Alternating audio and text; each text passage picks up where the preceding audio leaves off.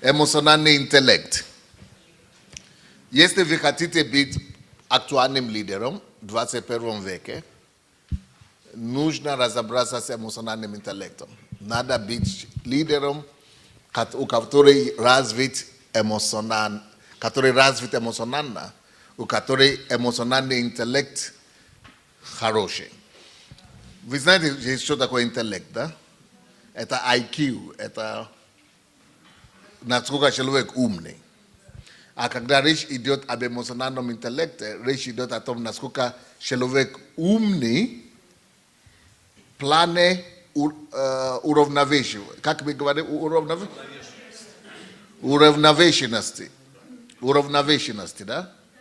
Вот. Мы очень часто по-русски так и говорим. Человек уравновешен или не уравновешен. Вот. В плане уравновешенности, насколько человек уравновешен, адекватен, это то, что мы называем эмоциональный интеллект. Что-то опять тепло сегодня или жарко. Может быть, я так тепло одет.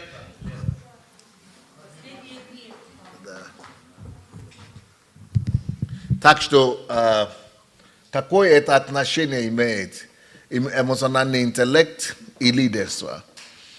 Мы живем сейчас в 21 веке, когда это очень сильно пригодится.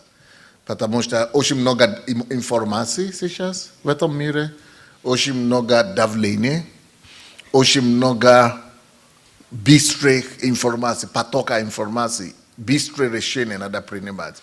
И быстрые, очень много, слишком много давления на людей, особенно эмоционально. И не случайно многие люди покончивают самоубийство. Я не знаю, вы слышали, даже пастора покончивают самоубийство. Служители совершают самоубийство. Может быть, это не так много здесь у нас пока, но на Западе, в Америке, очень часто мы стали слышать таких новостей, что... Статистика, пастор, по Украине... Микрофон там не будет слышно.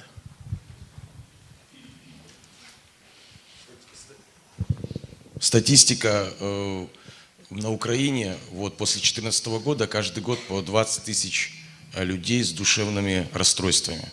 И это увеличивается и увеличивается. 20 тысяч. А где Галя есть? Сколько ты мне сказала? Я читала 2 миллиона. В год? Ну, если 2 миллиона, тогда Украина вся уже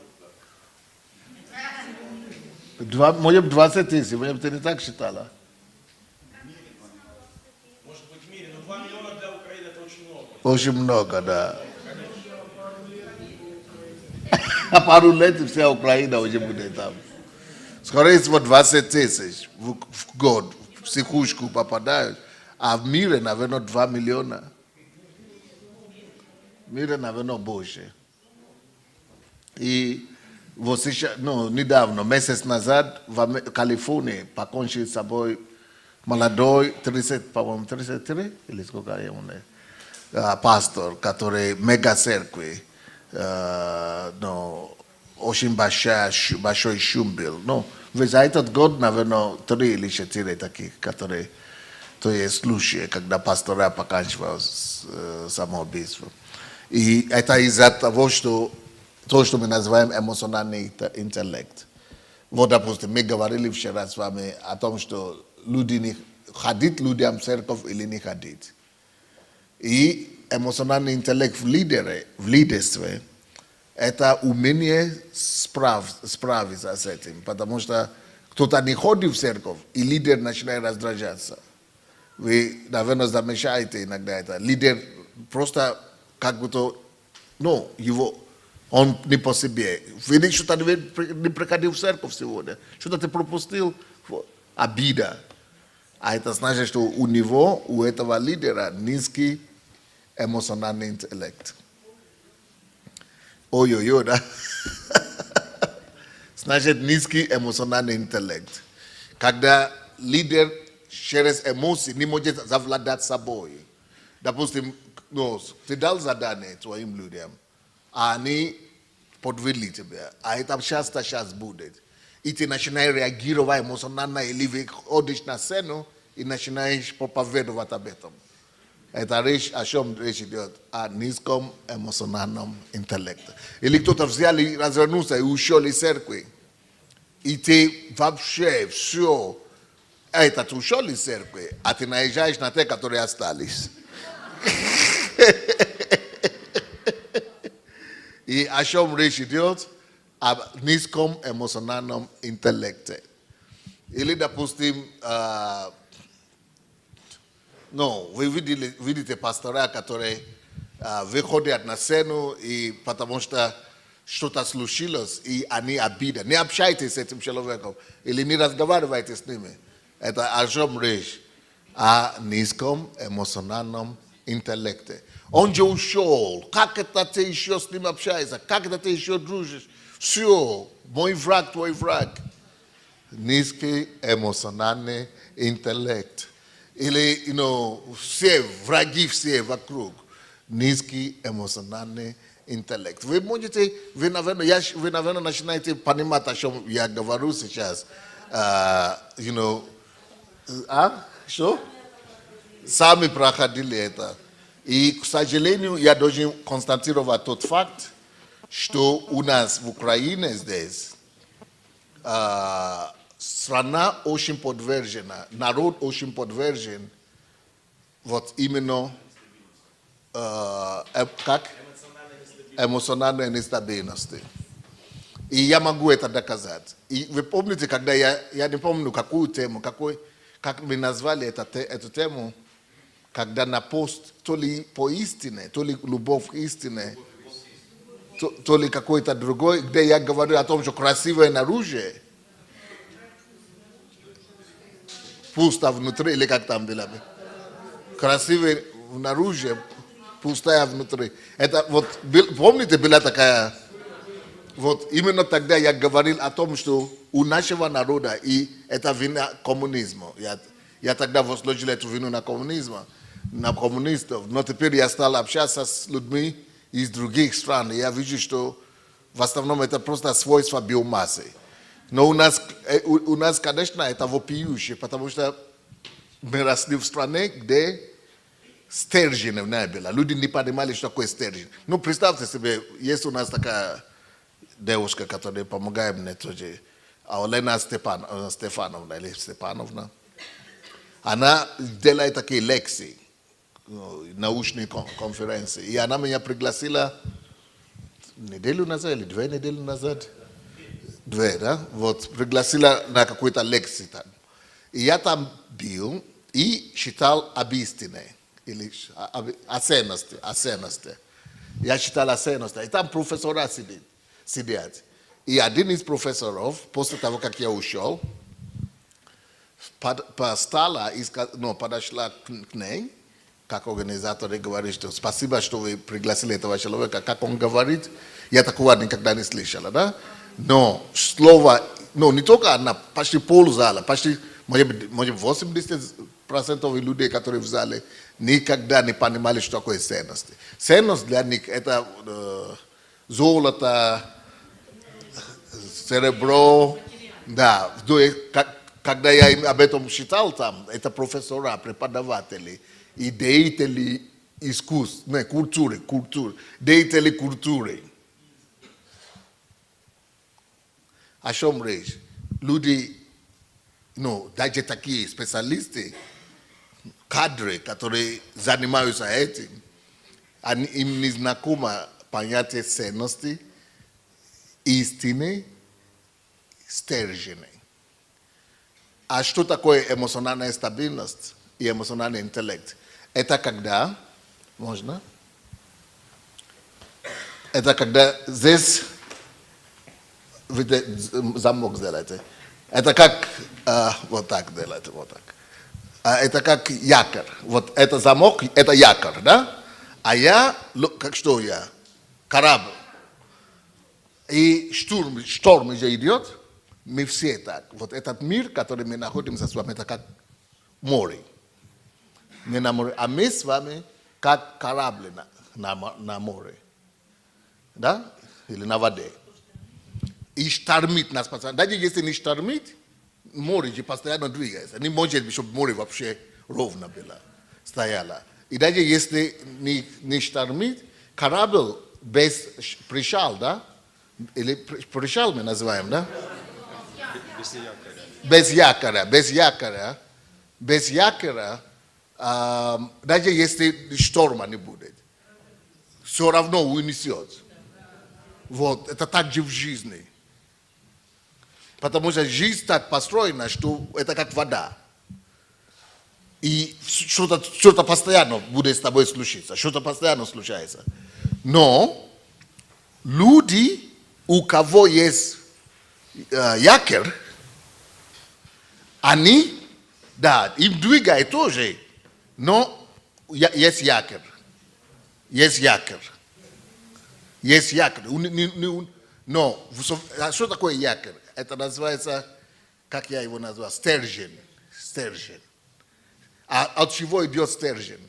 От истины и от ценности. А это как раз то, что нам не говорили.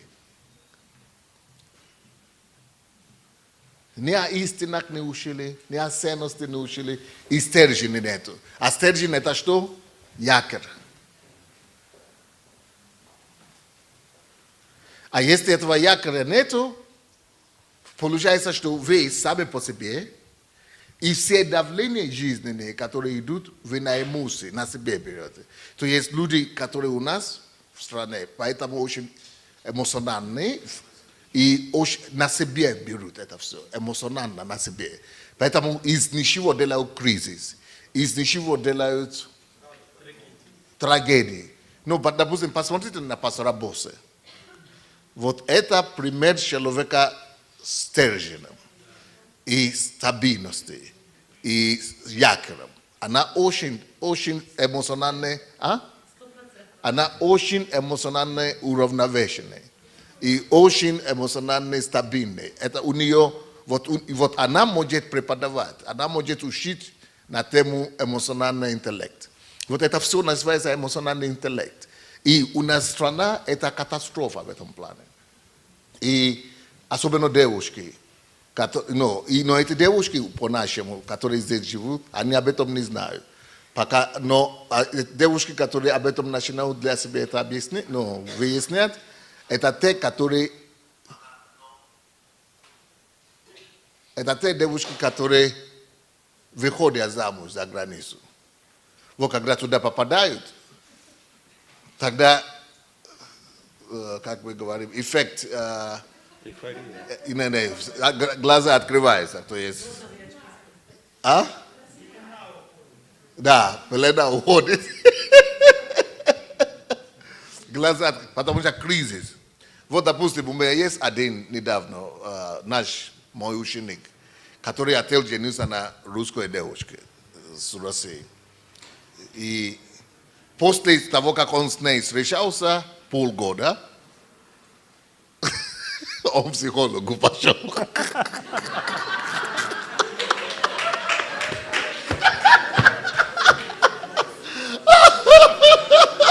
Он к психиатру пошел.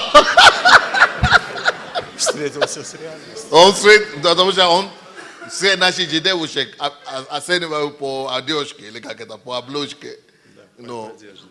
По внешности. А задержанный никто не знает, что там внутри. И он постоянно попадал вот так. И этот, он говорит, он мне даже подходил ко мне и говорит: пастор, на этот раз я нашел. А до того у него уже было где-то 10 или 15 девушек с Украины, или разные, которые он просто думал, что что-то не выходило. Но на этот раз все. Он говорит, если после этого я к вам приду и скажу, что не так, значит все, выгоните меня, или я уже не женюсь. Что это точно. Я говорю, откуда? Он говорит, из России. Я говорю, не зарекайся. Я говорю, не зарекайся. Он говорит, нет, получится. Поэтому он работал больше, чем как, потому что он уже дал слово, зарекался. Поэтому он пытался, трудился. То есть, допустим, для западного человека он не понимает, как все было хорошо с утра.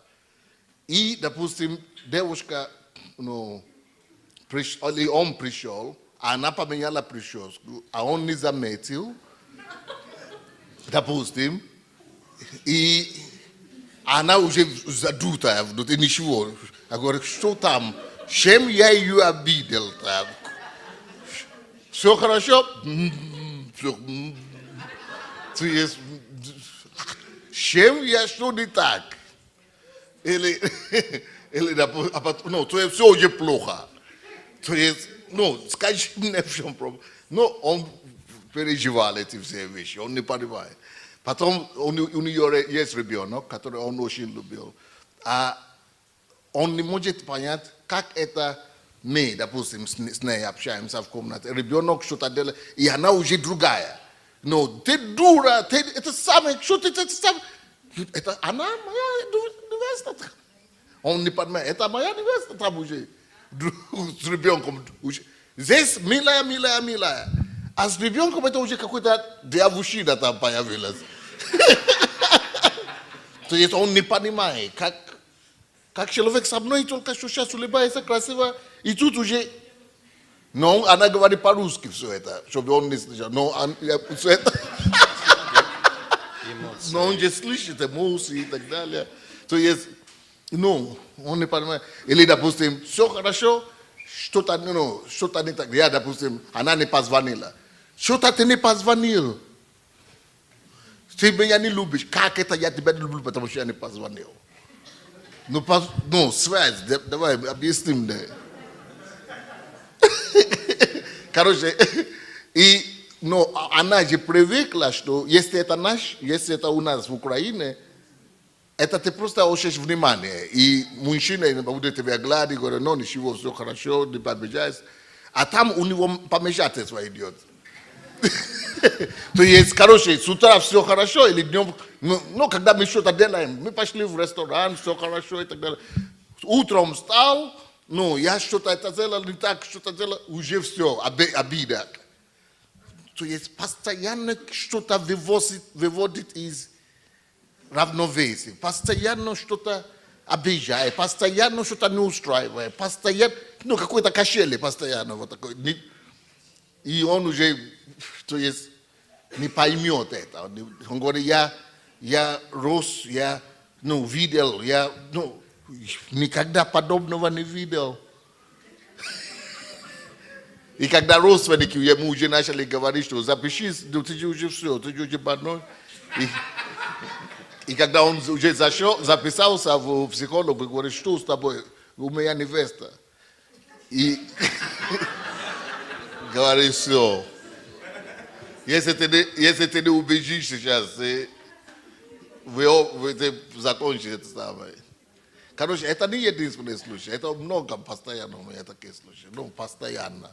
И о чем речь? Потому что девушки не потому, что они плохие, а нету стержня. А если нету стержня, нету вот это якоря. А если якоря нету, ты не за что держаться. Только если, конечно, человек уже в Боге, или человек уже работает над собой, человек уже, это другое дело. Но когда ты берешь просто так из народа, это кризис на кризис. То есть, и вся жизнь тоже такая у людей, потому что нету якоря, нету стержня, не учили нас, что такое стержень, как держать, как... Поэтому я и написал эту книгу, как формировать стержень ребенка.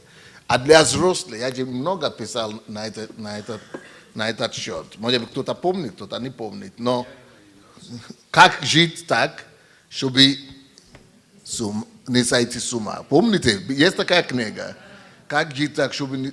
Вот это ценности. Чтобы ты мог цепляться за что-то, чтобы вы работали в себе, чтобы не с ума не сойти. Вы знаете, когда это 2014 года, вы знаете, все были в колокола, что в Украине кризис. Почти каждые несколько минут вызывали людей. Вот, допустим, что это мы пьем? Ванадол или что это? Валерьянка. Нет, Валерьянка, валидол. ванадол, валерьянка. Вы знаете, я никогда не... Вот я, откуда я, и даже на Западе, вы знаете, я не знаю никого, кто это пьет. Только здесь у нас люди пьют. Только спортсмены, которые боксеры, ну, которые, ну, им надо что-то, ну, там, вот, они. Вот, а кто пьет ванадол и так далее, это только у нас. У них тоже своя проблема, депрессия. А из-за депрессии они пьют антидепрессанты. Но ванадол, валерьянка, это по нашей теме. Украина, Россия и так далее. Вот. Из-за того, что надо успокоить постоянно. Потому что мы все берем на эмоции. Мы все берем на... У них, вот, нас надо у эмоций успокоить, а их надо оживить. Им депрессия, чтобы оживить, а у нас, чтобы наоборот успокоить. Это вот такая разные тенденции там есть. Вот, короче, если вы пренебрегли эту книгу до того, то я вам скажу, эта книга ваш друг. Как жить, чтобы не сойти с ума. Даже если не для себя, а тебя, чтобы других учить. Это первое. Потом есть другая. Я и моя эмоция. Вот у меня есть дома у себя помощники, которые со мной работают, девушки. Они постоянно с этим ходят. Как Библии. Не с Библией ходят, а вот с этой книжкой ходят. Потому что, ну, чтобы не сойти с ума тоже. Вот я и моя эмоция так называется. Еще, что вам поможет в этом плане. Реакция. Правильная и неправильная реакция. Наверное, кто-то даже и не помнит, что есть такая книга. Правильная и неправильная реакция. Вот это все об этом.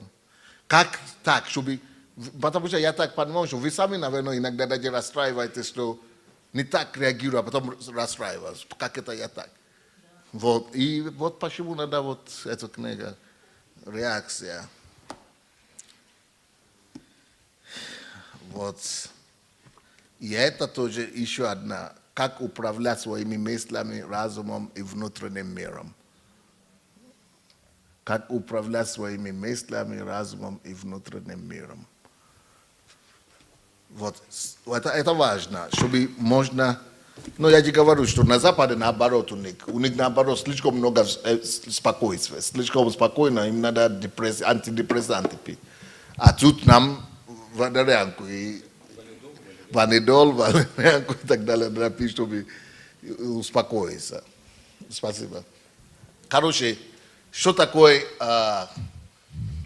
эмоциональный интеллект? Это когда человек может контролировать свои эмоции, свои обиды, свои реакции, свои нервы, что бы ни происходило вокруг. Когда человек господин над самим собой, когда человек управляет и правит над эмоциями своими.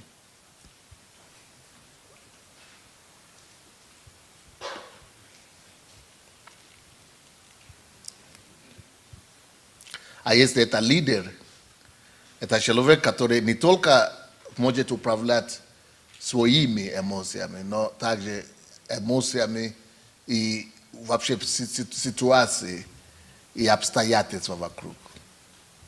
Особенно, что касается работников, коллег. Человек, который может выслушать.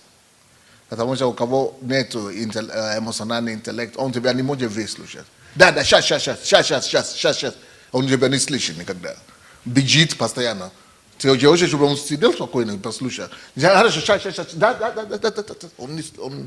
У него нет мира, нет гармонии. Самим собой внутренней гармонии нет. Нет баланса этого. С ним не тяжело говорить, нелегко. Или ты только открой рот, чтобы сказать, ты еле-еле два фразы произнес, а он уже тебе третий говорит.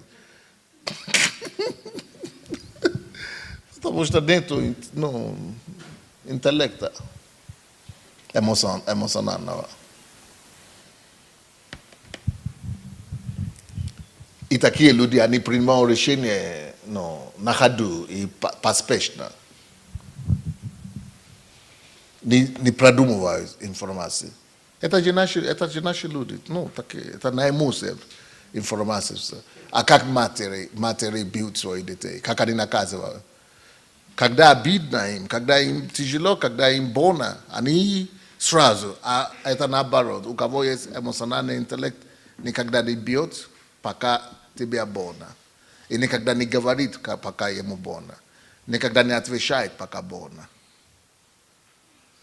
Ты должен подождать, пока боль пройдет. И когда эта боль проходит, тогда ты можешь говорить на эту тему. Если 2 дня, значит 2 дня ждешь. А у нас же кастрюли летят в это время. Если не кастрюли, то полив слов, или как это называется? Да, я хотел другое слово, более идиотское.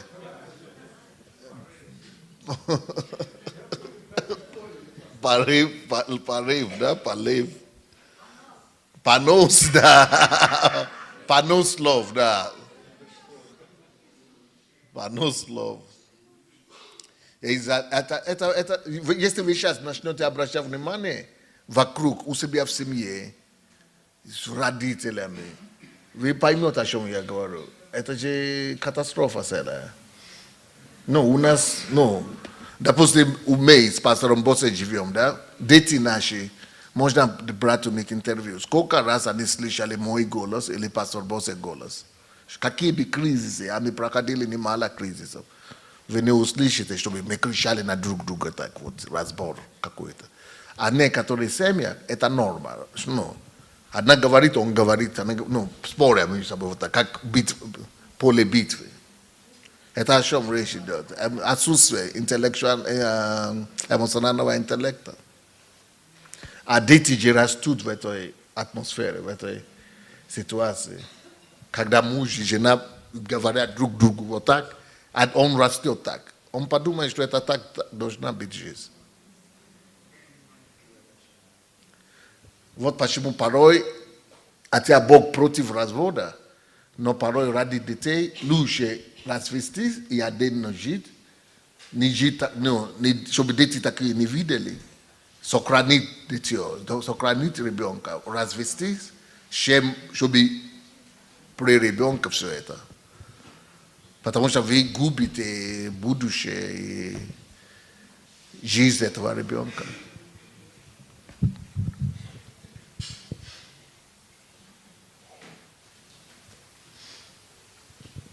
Пастор, можно немножко статистики? Да, пожалуйста. То, о чем говорили. По статистике в Украине насчитывается 1,2 миллиона человек, то есть более 3% населения, страдающих психическими расстройствами. И почти 2 миллиона ежегодно становятся пациентами психиатрических больниц. Причем это статистика, которая входит, те люди, которые обращаются. Пастор Руслан, 2 миллиона все-таки. Да?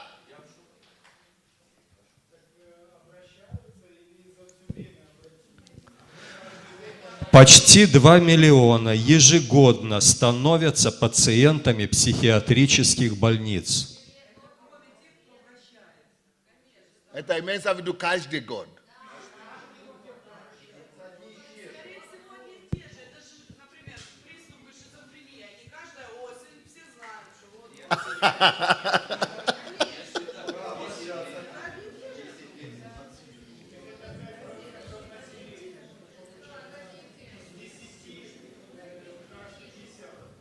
Хорошо, что входит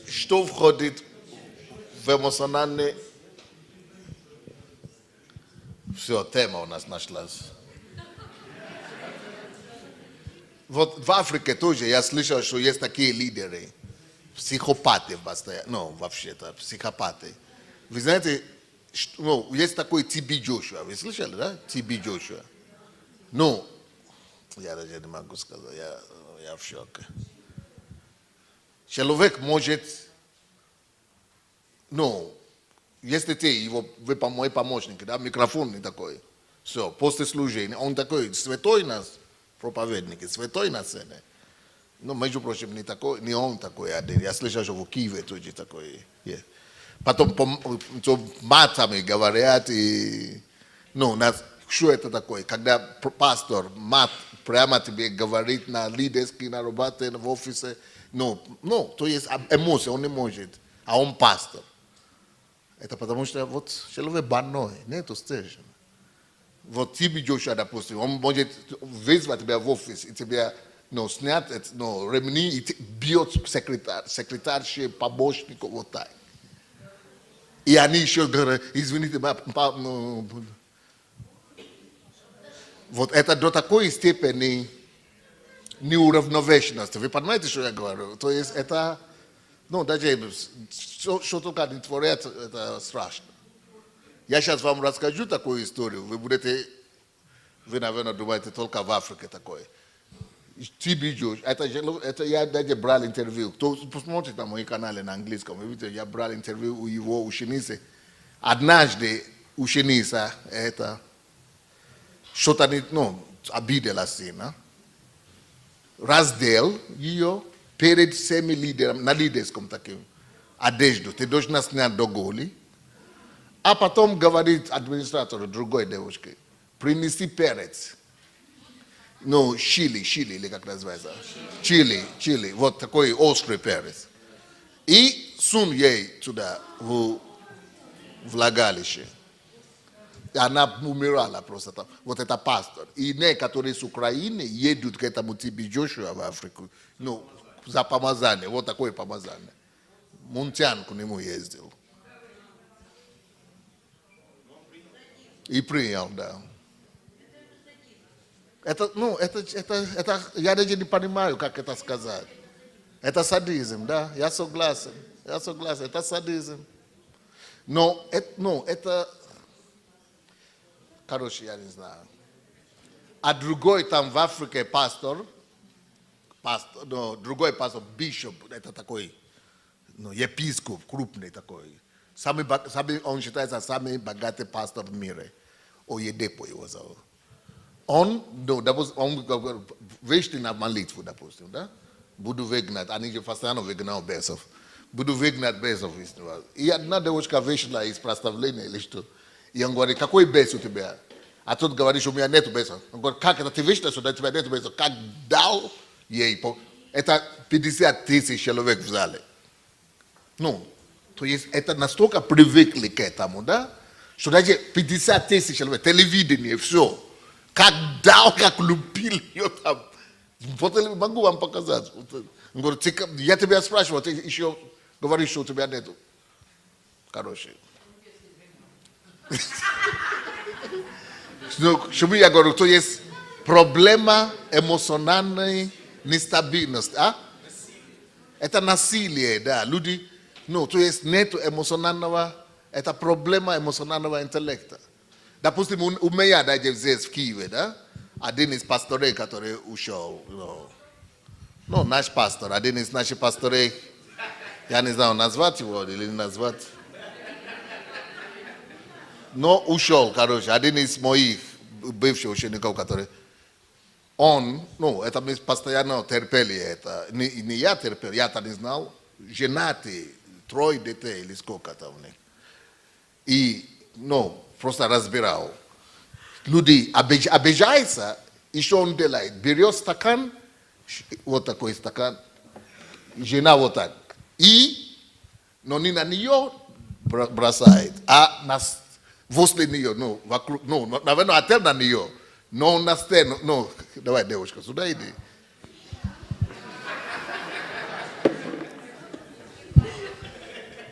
Да. И он обижает, что ты со мной споришь? Что ты со мной споришь? Вот так. То есть, что это? Это проблема. Это проблема. Что, ну, то есть, да. Ну, я не могу понять. Или, допустим, берет телевизор, жена, дети дома. Жена что-то говорит, берет это самое, телевизор, и разбивает. Как это понять? И ты пастор. Даже не надо быть пастором. Просто любой человек, ну. То есть я не понимаю, что это. Но это проблема. Потому что не хватает у него стержня.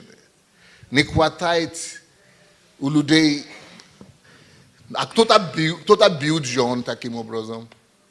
Есть детей, которые бьют жен таким образом. Кто-то еще, ну, вот, то эмоции. Люди не могут совладать с эмоциями. И об этом я говорю, что это называется эмоциональный интеллект.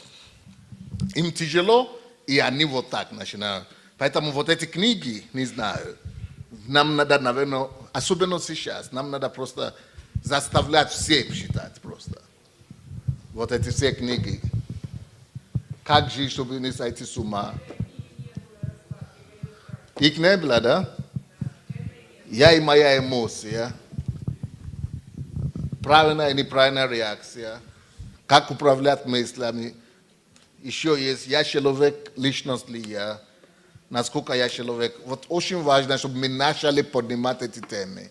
Если мы лидеры особенно, мы должны начинать поднимать эти лидеры. Давайте я вам покажу и расскажу несколько признаков эмоционального интеллекта. А это первое, то, что я сейчас скажу, очень распространенное. Если вы видите человека, который не замешает окружение. Ну, понимаете, о чем я говорю? Он не замешает свое окружение. Допустим, я часто, вот, Галя, послушай, часто у меня телевидение идет дома, да? Запись. И женщины же, каблуки или что-нибудь. Каблуки, да? Каблуки. Все же тишина. Это же студио. И ка.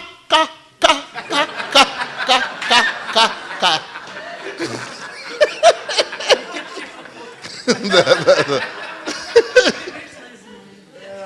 И что это такое? Он не замешает. Он думает, что все нормально. Я же иду.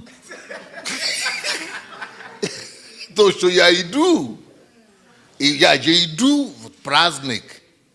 Главное, что я иду. А что, какие последствия вокруг? Что творится следом, шлейфом за мной, что я иду. Шлейфом, что идет за мной. Не плевать, мне все равно. Я же иду. Главное, я бы пошел, что я сделал. Я же вам не перешел дорогу. Я же до вас наступил. Но это же человек не сознательный. Я же не сознательный, или как говорят. Я же не специально. Я же не специально. Я же не специально. Вот так часто люди говорят. Но это форма эмоционального интеллекта. А он действительно не специально. Действительно не специально. Но он просто не слышит. Что пока я иду, мои каблуки производят, мешают другим. Он не слышит. Или, допустим, я сидел вчера, ну, его нету сегодня. Вы видели африканца со мной, да, сидел, был вчера. Вот мы сидели с ним, я же беру людей ко мне в машине, и он сидит возле меня. И когда мы сидим нормально, я сижу, вот давайте сюда. Это я буду играть его, а вы сидите. И пока мы сидим, обратите внимание на мои руки и ноги. Он тебя живет и все, думает свое. И я у него так убрал.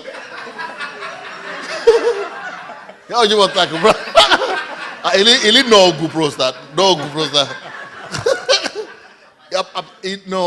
Но вы его, ему в честь его, ну, он все, сидит, место есть, да? Ну, вроде бы, я так сидит. И себе, а потом, оживляется, ой. Ну, то есть он не заметит, а потом он сам, даже без меня, я уже вот так, я ничего не говорю, он говорит, ой, когда он уже заметит, он Ой. Но он говорит, ой. Он приходит к себе и... Я не знаю, у вас никогда, ни у кого не бывает, бывает, да? Метро, no, метро это другое, он спит, no. Суд человек не спит. Ну, то есть суд, о чем я хочу говорить, неспособность осознать одновременно делать свое дело и одновременно держать в курс дела, ну, то, что происходит вокруг. Это отсутствие эмоционального интеллекта. Допустим, я вам другое расскажу. Я не скажу имя на этот раз, потому это у меня были такие студенты, у меня дома служили африканские. И ну, мы работаем в большом зале в ВИПе, они идут в туалет. Там, где туалет, ну, дверь одна только, все. Нормальные люди идут в туалет, и мы даже не заметили, что они туда зашли и вышли. А эти девушки пошли в туалет и... Я говорю, это что, мальчик какой-то туда? Девушки. Воду прямо. Вы знаете, какую воду? Мы все сидим здесь, они даже не... Ну, короче. Я вам такой грубые, явные ошибки, но чтобы дошло точно, чтобы вы запомнили точно, о чем я говорю. То есть, ну, я сижу и думаю, ну, девушки же. Ну, шум, ну, не просто шум какой-то, дверь закрыл, а 2 секунды или 20 секунд или 10 секунд, может быть. Пока течет это дело, мы сообща мучаемся. Мы коллегиально страдаем.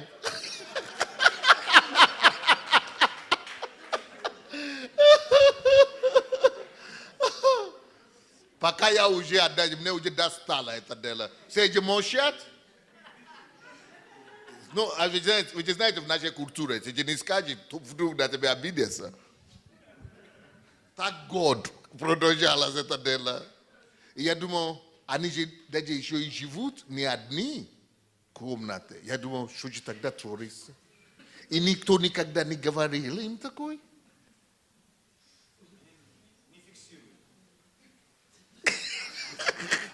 Вот это правильное слово. Когда человек, ну, живет своей жизнью, но не фиксирует окружающих. Ну, он делает свое, но он не... Все остальное выключено. Но даже мужчины не должны так идти в туалет. Тем более девушки. Ну, это же... И зачем, короче, я не знаю. Мне уже пришлось на себя такой крест брать, короче. Это мой крест, сказать всем правду. И мне уже пришлось сказать, что, девушки, вы еще не слышите?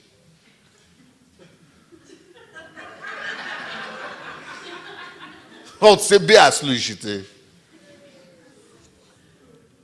То есть awareness of your surroundings. То есть надо осознавать, как это сказать? Осознанность окружающей среды. Или как это, какой по-русски, как это сказать? А? Ощущать? Осознание.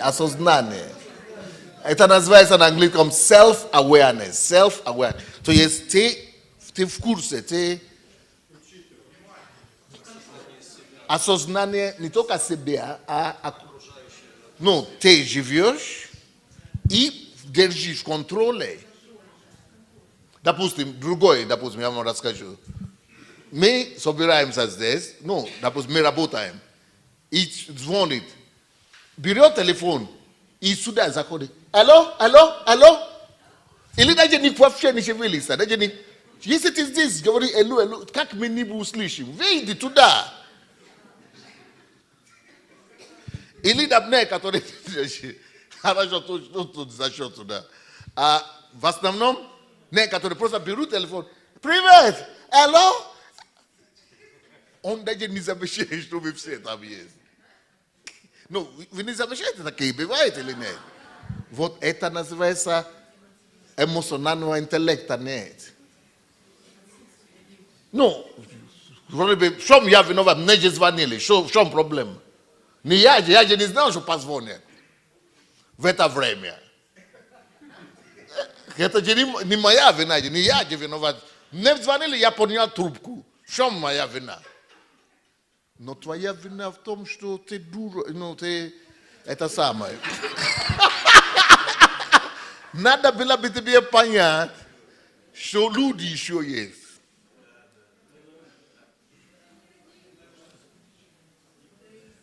Или, допустим, у нас в Африке, с африканцами бывают такие. Вот, я, допустим, звоню, ну, или кто-то мне звонит с Африки, или я ему звоню, и мы общаемся, мы говорим, и он мне говорит, слушай, моя жена здесь, ты можешь с ним поговорить? Мы не договорились с тобой так.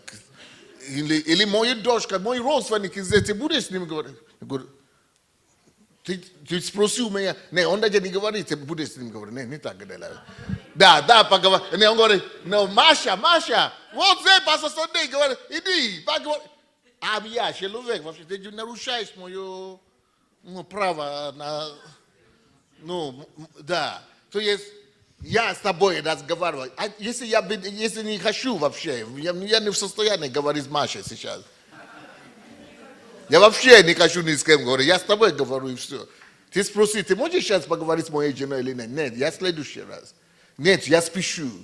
А тебе плевать, то, что я спешу, то, что я хочу следующее, то, что я не в состоянии, то, что... Не, уже позвала Маша, а я уже все, никуда мне не деться. Уже дали телефон Маше. У вас, наверное, в Киеве меньше такого, в Украине. Есть люди, да? Все, кто-то говорит полно.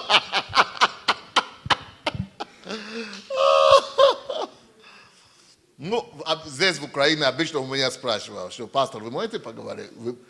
А там Маша, пастор Сандей на телефоне. Я же не звонил Маше. На проводе. То есть люди не осознают, ну, не только граница это в этом случае, а вообще не осознают то, что они делают. Не дают оценку, как мои действия влияют на окружающие среды. Как мои действия влияют на окружающие среды. Вот это эмоциональный интеллект. Нет внутренней цензуры, правильно? Внутренняя культура и цензуры, и сенсора. Я и все. Потому что нет интеллекта этого.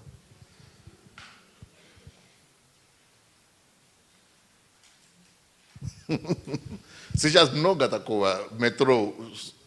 Кто-то там сидит в метро и плевать на то, что происходит вокруг.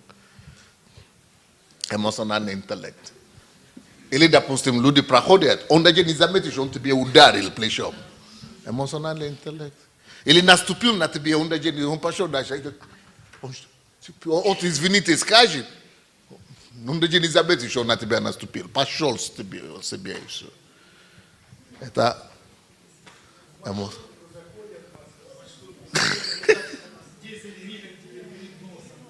Да. Да. Это эмоциональный интеллект. Эмоциональный интеллект. Отсутствие эмоционального интеллекта. Следующее. Что входит в эмоциональный интеллект? Если вы хотите быть лидером, эффективным лидером, это все надо замешать. Не только в себе, но и в других. Есть еще такой, второй, похожий на то, что я рассказал, это называется саморегулятор. Self-regulation. Саморегулятор, самоуправление, когда вы владеете собой в общении с другими людьми. Действия, поступка. Допустим, если я сказал, это пастор, да, секретарь не позвонил, кому я сказал звонить, ну ладно, и дать ей пощечины. Что это такое? Нету саморегулирования, саморегулятор, самообладание, Но это во всем, допустим, саморегулятор, регуляция, это особенно в общении и отношения с обществом, с другими людьми. То же самое похоже на то, что мы говорили, самоосознание, саморегуляция. Потом, следующее, что сюда входит, я просто хочу, чтобы дать вам всем говорить, возможно сказать, поэтому я быстренько назову их 5. Следующее, что сюда входит, это мотивация, самомотивация. Да. У людей, которые эмоциональный интеллект не хватает, очень страдают от мотивации, потому что все на них влияет. И у них теряется мотивация. То, если их вдохновляют, то мотивация есть.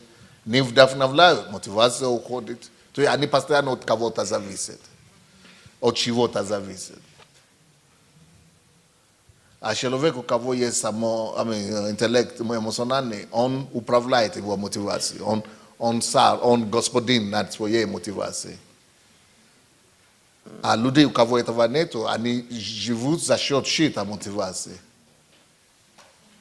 И если нету, у них не будет мотивации. Чтобы работать, надо, чтобы кто-то их помотивировал. Чтобы стать, надо, чтобы кто-то это, то есть у них нету Это как дети. Дети не пойдут в школу, не станут пойти в школу, потому что они спят. Нету мотивации, что сегодня понедельник, надо стать. Он спит, пока мама не разбудит.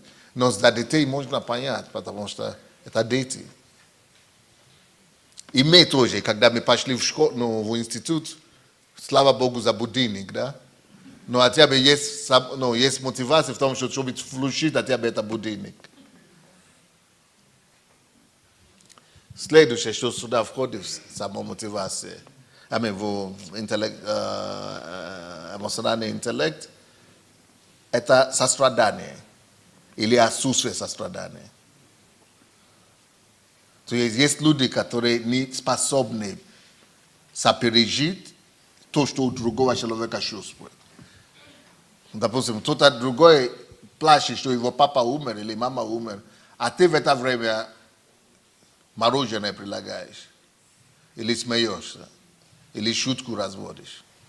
То есть у человека, который нет эмоционального интеллекта, он не понимает, что сейчас надо сострадать.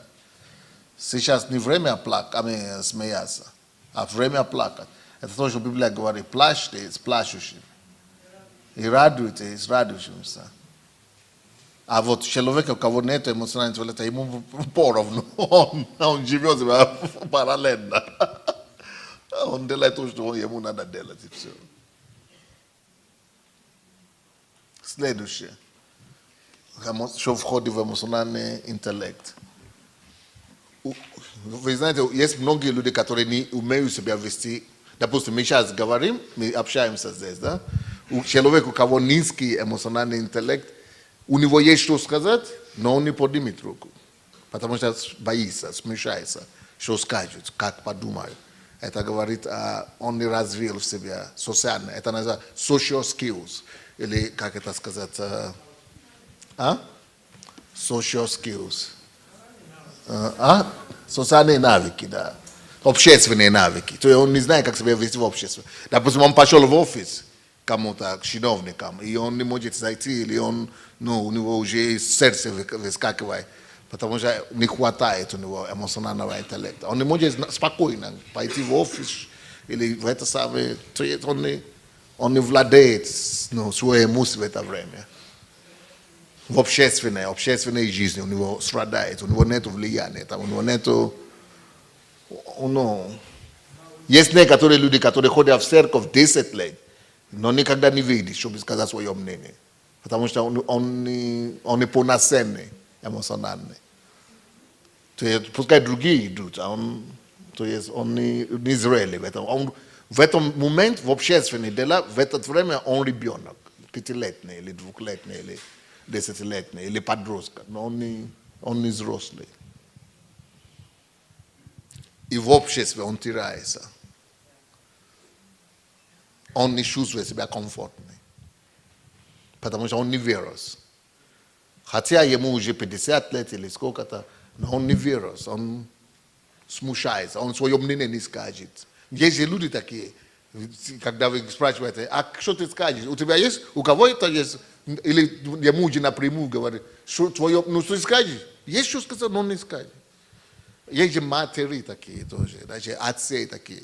И такие зачастую просто пьют и все.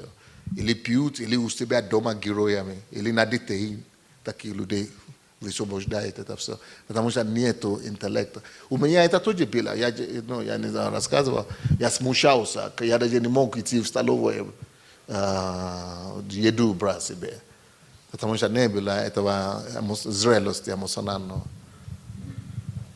Но надо над этим работать. Я работаю над этим и получилось.